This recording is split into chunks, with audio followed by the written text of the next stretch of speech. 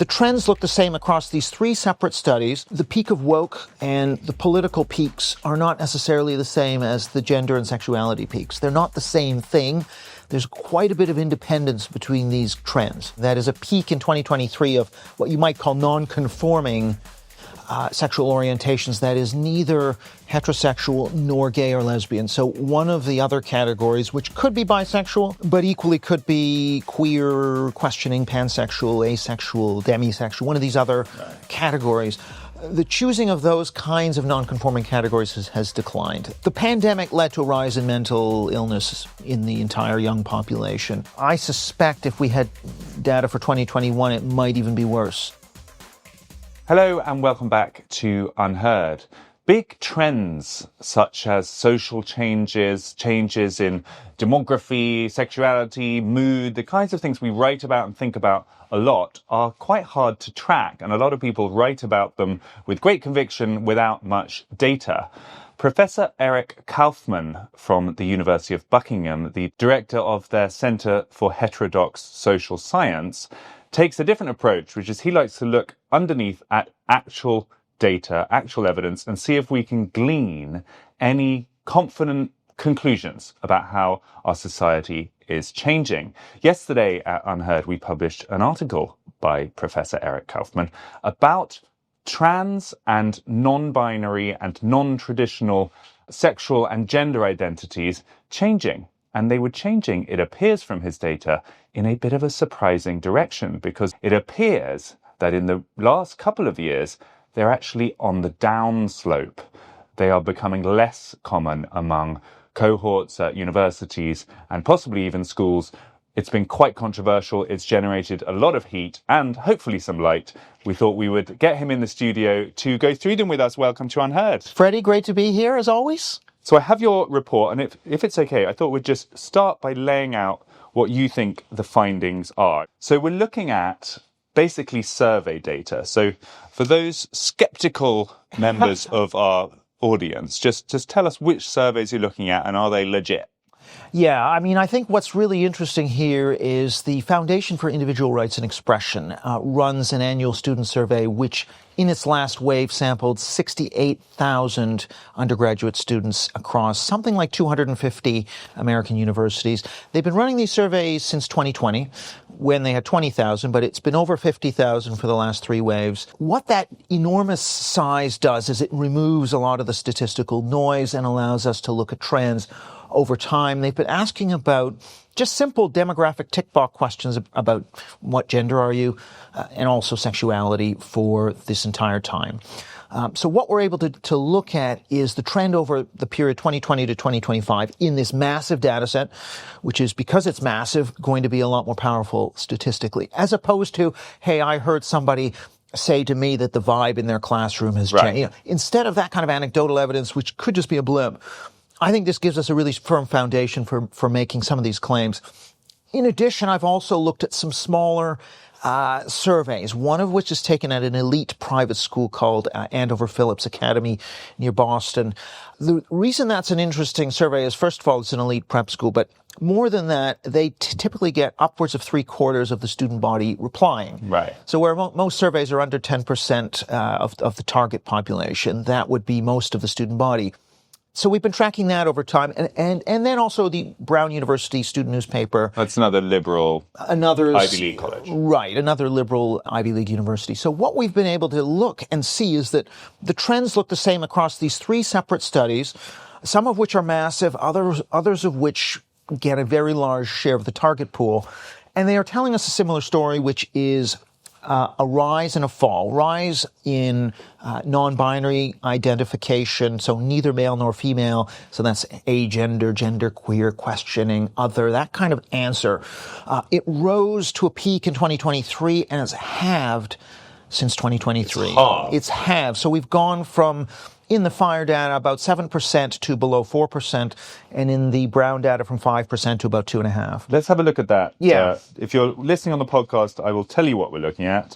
Figure 1 in the professor's report. So we've got pretty much 5 lines there. These are from the different studies, and at least 3 out of 5 of them seem to show the same shape, which is from 2020, a massive surge in people who don't choose either male or female. Correct. And then since 2023, an almost equally massive falling off. I mean, the most extreme one looks like is Andover College, and it might be that because it's a sort of liberal arts, northeastern type of institution, these things are particularly pronounced. I don't know. What do you make of that? Well, you're right. So it hit 9% of the student body identifying as neither male nor female in 2023. Now, of course, it is one school, one sample. There's going to be differences in differences in each cohort. So that just could be a bit of, variation that's just random. It's only one school. The FIRE data, which is, 50,000 plus, you're going to have less of that noise. Still very substantial. I've got to just lay this out for people who aren't looking at this chart. I mean, FIRE is this massive survey of undergraduates that you've talked about. In 2020, which many of us think of as the peak of these kind of unusual ideas and the sort of what some people would call craziness and other people would call important reckonings started, but it peaked not in 2020. It went up from just under 3% of people not identifying as male or female in 2020 up 2021, and then 2022 and 23 it's nearly 7%. If that's the biggest sample, it's still showing something quite amazing, which is within that 2-year period it more than doubled the number of students at universities who were neither male nor female, and now it's crashed back down to, what is it, nearly 4%, between 3 and 4%. Yeah. I mean, that's right. I mean, there's a couple of things there, right? Because 2020, 2021 is the peak of the Great Awakening, right? And the racial reckoning and all of that. One of the things that does come out in the study is that the peak of woke and the political peaks are not necessarily the same as the gender and sexuality peaks. They're not the same thing. There's quite a bit of independence between these trends. And so actually, if you look at the FIRE data, should a speaker who says Black Lives Matter is a hate group, who says transgender is a mental illness, be allowed onto campus? The share who say no, which is a large majority of students, has remained flat, has remained the same. So we don't see stepping back, we don't see a rise of free speech attitudes. We don't see more people saying, I'm no longer liberal, I'm conservative. We don't see any of the evidence for that. And we also don't see a return to religion. The share that say they have no religion, which is around half in the sample, is pretty flat throughout. So a lot of these wider cultural vibe trends don't seem to be tightly correlated with the gender stuff.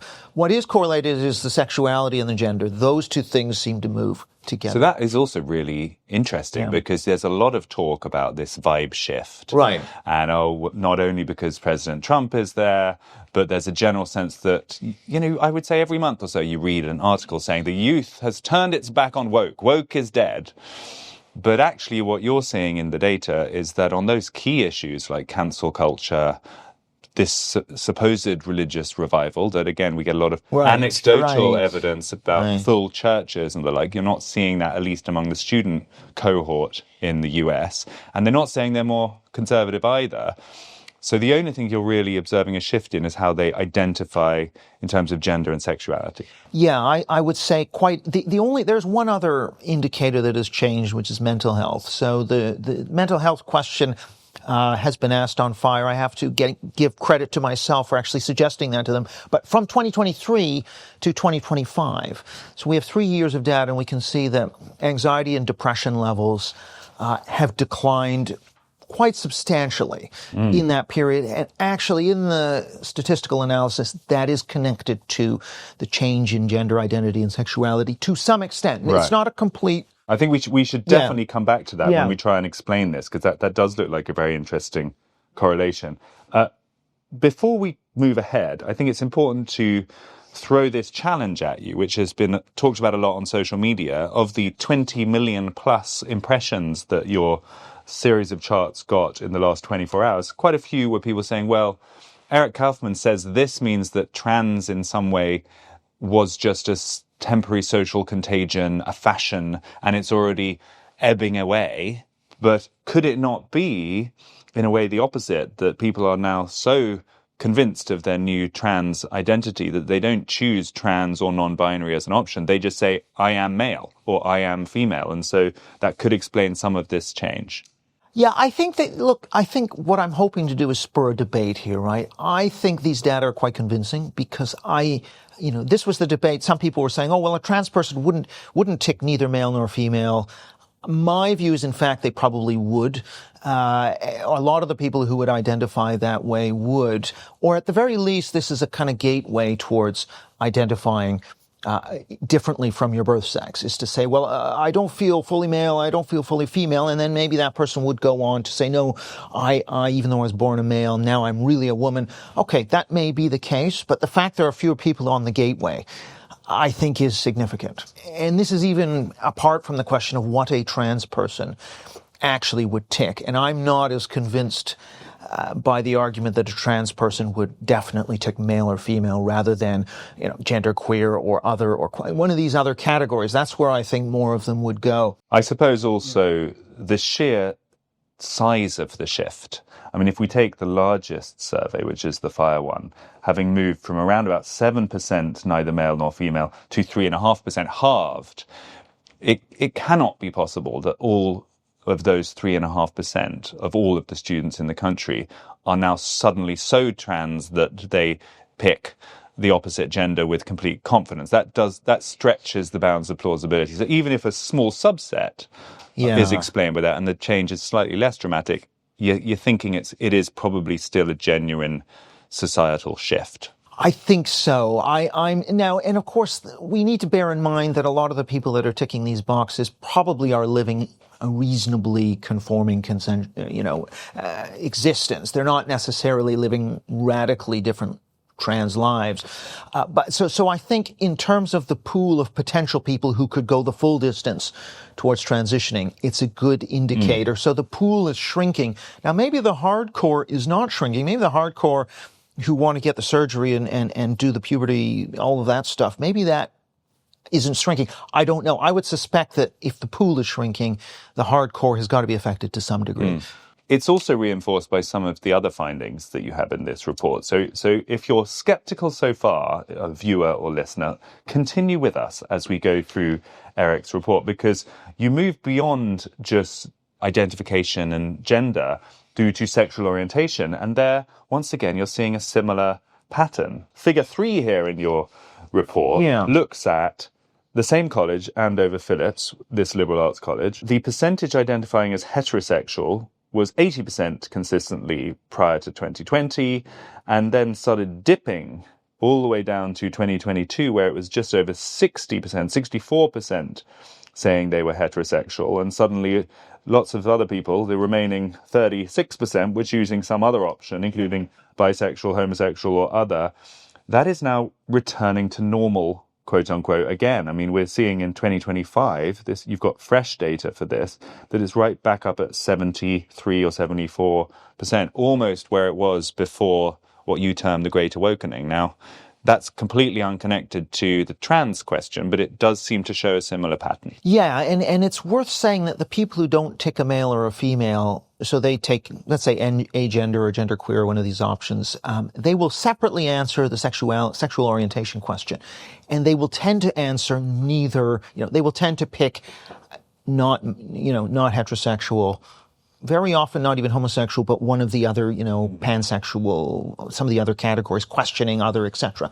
So there's a high correlation between the gender question and the sexual identity question. But the main point is that the trend looks the same over time. That is a peak in 2023 of what you might call non-conforming sexual orientations. That is neither heterosexual nor gay or lesbian. So one of the other categories, which could be bisexual, but equally could be queer, questioning, pansexual, asexual, demisexual, one of these other categories. The choosing of those kinds of non-conforming categories has declined. That's where the decline's been. Declined massively as well. If you look at figure 4, which is the sexual orientation data in the huge FIRE survey, I think, once again, it's just worth dwelling on this and spelling it out for our listeners and viewers. So this is a huge survey of 60,000+ students. So very reliable data set. And although it may not look like a huge change going from just over 80% heterosexual down to under 70%, around 68% in 2023, and rising back up to nearly 80% again in 2025. This is a massive, massive shift, isn't it? I mean, it's just for all of those people who have been wondering, is this the future? You know, are our young people now on a kind of one-directional track towards ever more diverse and strange self-identification? This is really a front-page story, isn't it? Because it seems to show that the mean is reasserting itself, or some kind of prior normal is coming back. Well, that's right, and it's almost more the directionality. I mean, yes, a 10-point shift is very substantial, just as halving of the non-binary share is also very substantial. But more than that, I think it's sort of putting a question mark next to the sort of narrative of inevitability of ever-rising nonconformity, which has, I think, been central to a certain progressive narrative. And it gets, so that idea that this can turn around, that it's not always, hey, everybody's expressing themselves more, and so this thing's changing and we're becoming ever more diverse sexually. Well, actually, we've seen a sort of reversion away from, sexual maximalism, gender maximalism. And I think that's important. Now, it's worth reminding the listeners, there is still 4% of people saying they're neither male or female in the fire surveys. And there still is students. Of students, sorry, and 20%, almost over 20% saying that they are not heterosexual. So it is still much higher than it would have been in, say, 1990 or 2000. So it's a reversal, but we don't yet know where this is going to end. However, one thing I will say is, because we also have their graduating class, we can see that the freshmen, the youngest of the 2025 year, for example, are the least, the most heterosexual, the least likely to be gender nonconforming. Mm-hmm. Whereas the seniors, who are the older of their graduating class, are more that way. And so that would suggest, at least if we look at those age trends, that this will continue, and we will continue to see a decline in sexual gender nonconformity. So you're actually able to look at a kind of micro generation almost. It was the generation who were going through that freshman experience in the heights of the 2020 phenomenon, let's say, even if it wasn't the years immediately afterwards, are still less heterosexual, more gender nonconforming than the kids who are now coming up into university when at this slightly different time. It's a remarkable finding, because it kind of answers the question pretty conclusively, I would suggest, of how much the social atmosphere affects these kind of questions. So, some people would have you believe that these innate identities are now just being revealed, and they were always so, and people are now bold enough to admit them or to own them. But your data seem to suggest that actually it's very malleable, and if it's kind of trendy to be trans or trendy to be gay or bi or whatever, you will see more numbers of students who are going along with it, and maybe the trend has changed. Well, that's right. Yeah, that's sort of my conclusion, is that this is very much like a fashion. Now, of course, it is the case that there is a proportion who are authentically, for whatever early childhood or genetic reasons, predisposed in a certain direction, and that it is the case that conformist pressures, including conservative ones, can repress that. And now, of course, one of the answers that you're seeing on social media from more left-wing inclined progressives as well, because of Trump, these people are going back in the closet. I don't actually think that's very plausible. I mean, so my view so that's one explanation as well. Essentially, you're not allowed to be queer anymore. You're not allowed to be trans anymore. I don't actually think that's what's going on amongst students at very liberal universities. Yeah, but let's just pause on that, because I think that is worth addressing. That would be a progressive kind of opposing argument to this. They say, oh no, actually, it's because of the atmosphere of terror within the Trump area that people suddenly feel like they can't be truthful. But these are anonymized surveys conducted electronically. It's not like what you answer on these surveys are going to be published on the walls of the student halls. Yeah, and it's also worth saying in these surveys, when people are asked, do you self-censor your real opinions, conservative students are massively more likely than liberal students to be self-censoring.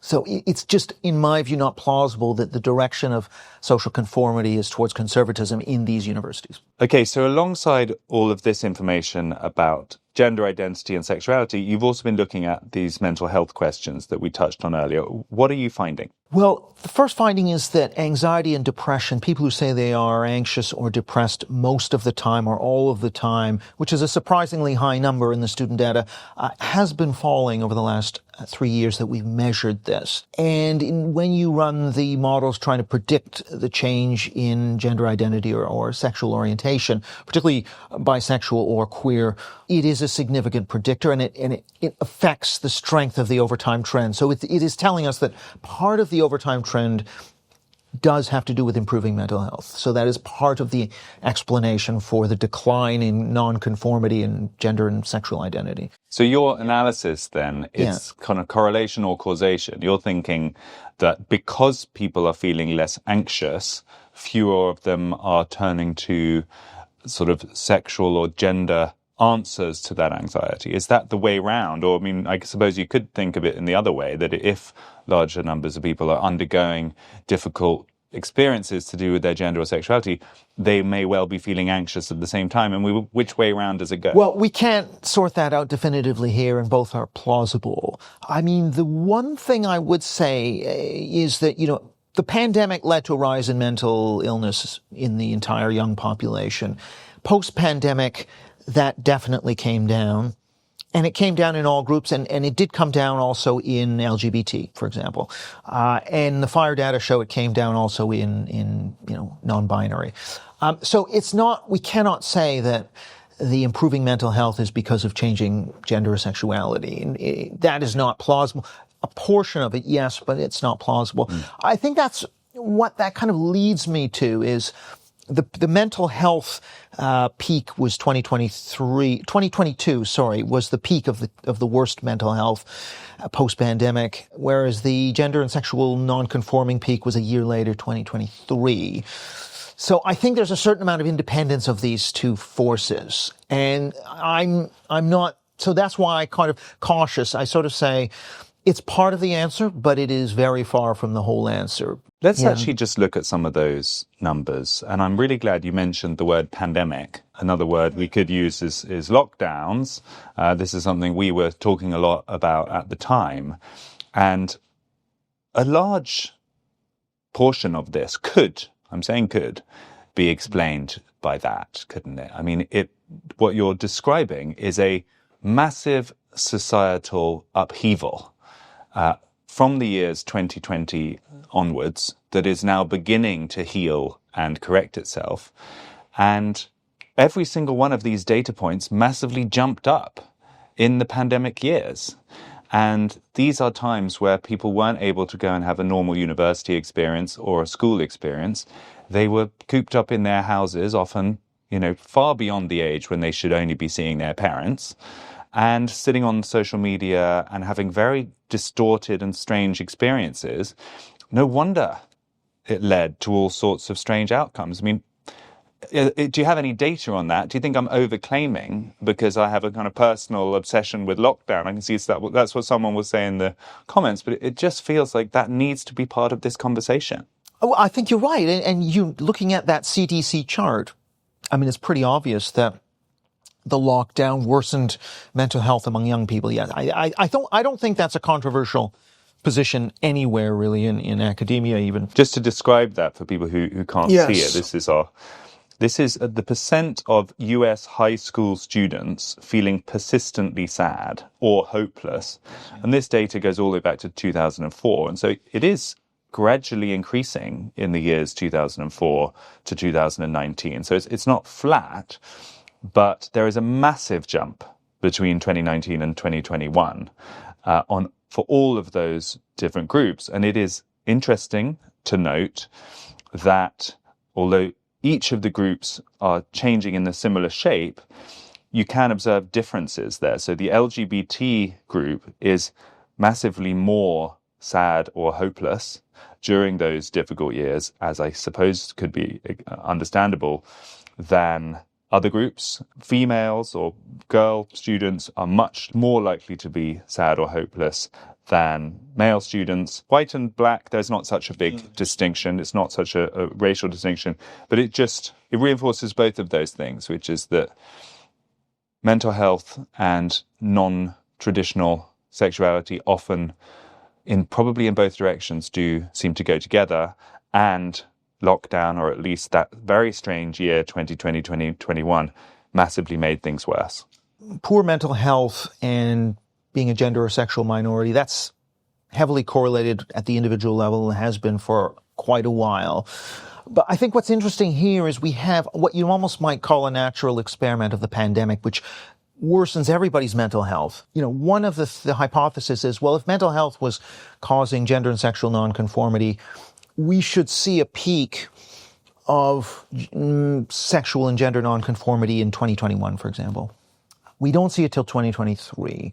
I think that's important because if your theory is that the poor mental health leads to the gender sexual nonconformity, then you would expect the peaks to coincide. It is a part of the story. There is a relationship, which we can see in the data, but it isn't by any means the full story. And I think if you look to the pattern, say in figure 15, you can see that even for, let's just say, non-binary or for queer or bisexual, their mental health is improving during these years. So even within the gender and sexual nonconformity, they're experiencing this improvement post-pandemic, which would suggest there's a certain independence between the sexual gender stuff and the mental health stuff.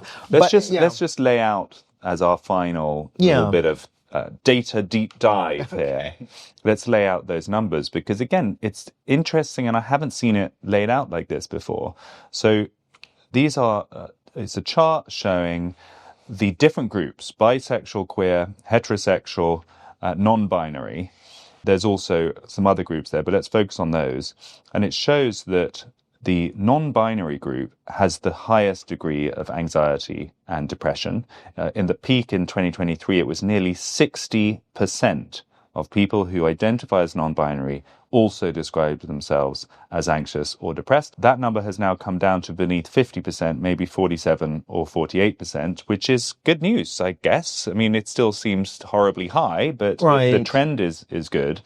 And then under that, bisexual or queer, a smaller percentage of those are anxious or depressed. It's gone from about 55% down to 42%.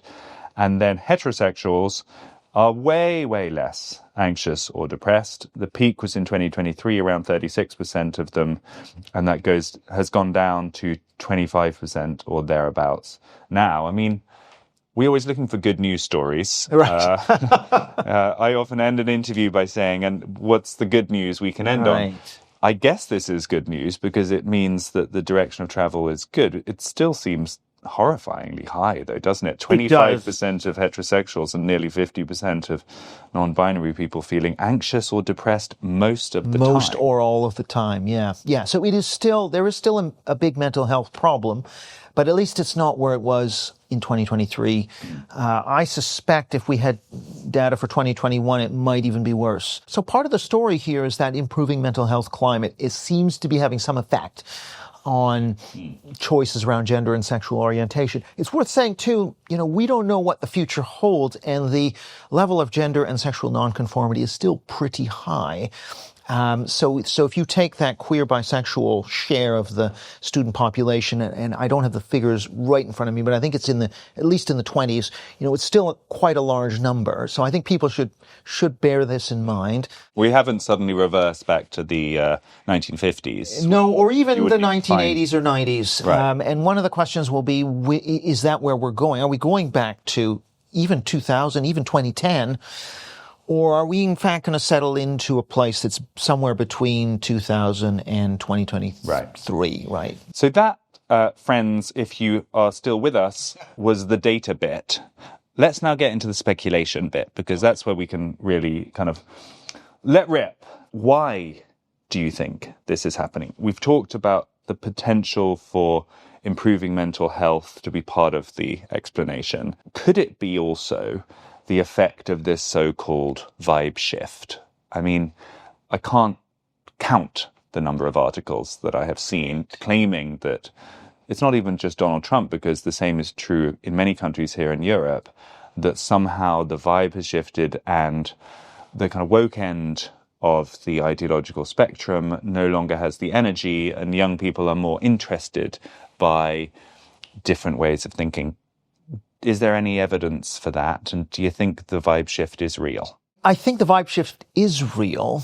I mean, there's so many different layers to this story. So I think at the elite, elite senior liberals at the New York Times or leading corporate, I think it's very real there. It's clearly DEI has been cut back. There are other indicators too. The New York Times is not talking about white supremacy and patriarchy at anywhere near the level they were. Those indicators have crashed since, the peak of the Great Woke. Probably 2021, 22 is the peak. And the energy of the woke student radicals has also fallen. So the number of cancellations as tracked, again, by FIRE, who do a great job on their research arm, the number of cancellations by the left of professors is way down. Since about 2022, something like that. So there's no question that the vibe shift is real. The only question is, what is its relationship to gender and sexual orientation? I think that relationship was tighter when these things were emerging in 2015 on social media. My theory now is these things have largely decoupled. And so something like the trend in, the decline of sexual gender nonconformity of the last 2 years doesn't appear to be linked to attitudes to culture wars or to politics. It has its own trend and its own fashion dynamic, which is pretty separate. That's what it looks like. The media portion that you just mentioned, you elite journalists at the New York Times, and this is not connected to this report, but I wonder what your views are. There definitely seems to have been a vibe shift there. I mean, every week or so, I see the New York Times publishing a out-and-out conservative. They have a new essays section, and lots of contributors, I'm like, wow, they published that person in the New York Times. Wasn't expecting that. The Washington Post famously is trying to pretty much U-turn on its liberal credentials and is now embracing free markets and personal liberties as the two editorial pillars. And Barry Weiss, our friend and colleague from the Free Press, is now installed at CBS. So there definitely seems to be a provable vibe shift in the media. Is that, once again, just responding to, is this corporate leaders who want to play nice with President Trump because they're frightened of his intimidation and kind of bully boy tactics? Yeah, I think, how much is it hardball politics versus something genuine? I actually think that Trump's actions probably give leaders of universities, of corporations, a kind of excuse to do what probably a lot of them were somewhat inclined to do anyway, which, so probably a lot of universities kind of think, yeah, it would be nice not to be in the crosshairs of affinity groups and DEI activists, and it wouldn't be nice to have a few conservative faculty members.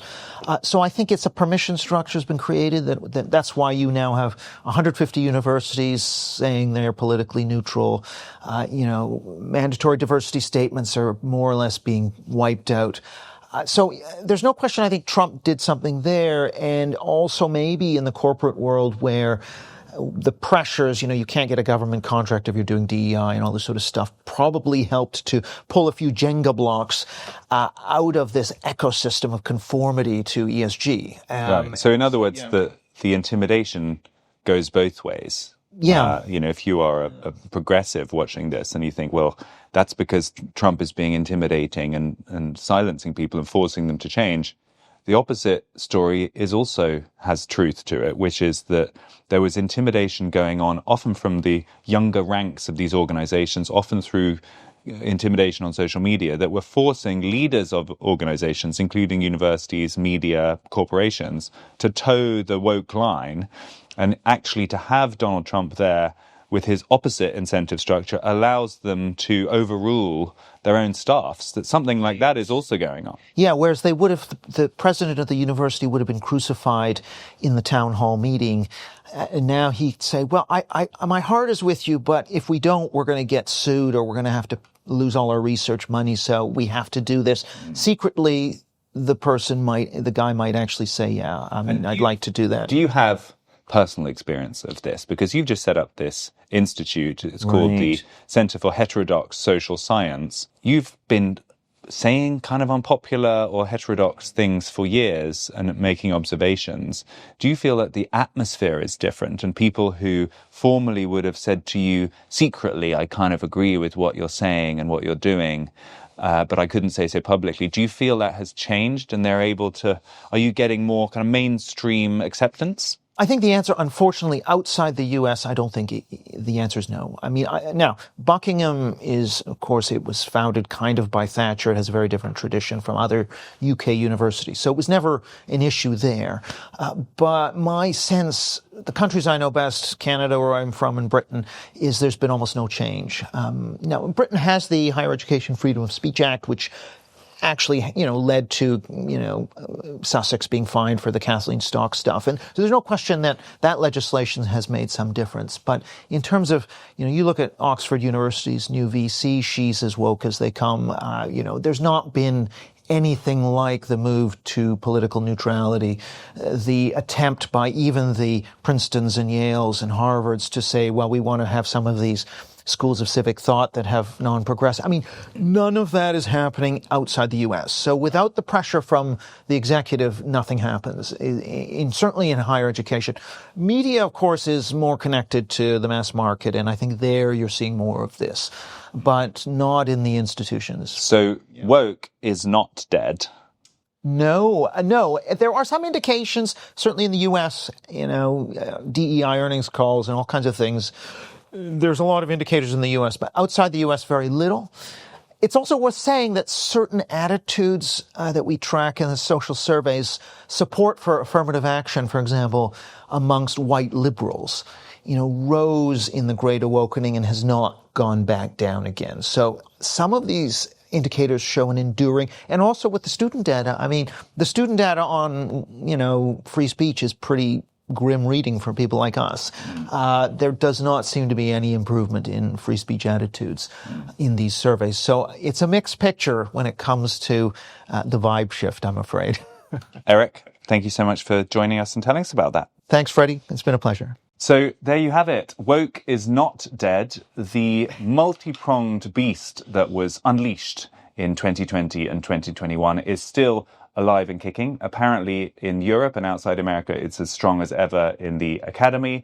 But there is this one strain of it, at least the gender and sexuality components, where suddenly very large proportions of students, far beyond what you think would normally or naturally be occurring, were claiming non-traditional gender identities and sexualities, appears to be receding. Whether you are worried about that or whether you take hope from it is up to you, but we thought we should get to the bottom of it. So thanks for joining. This was UnHerd.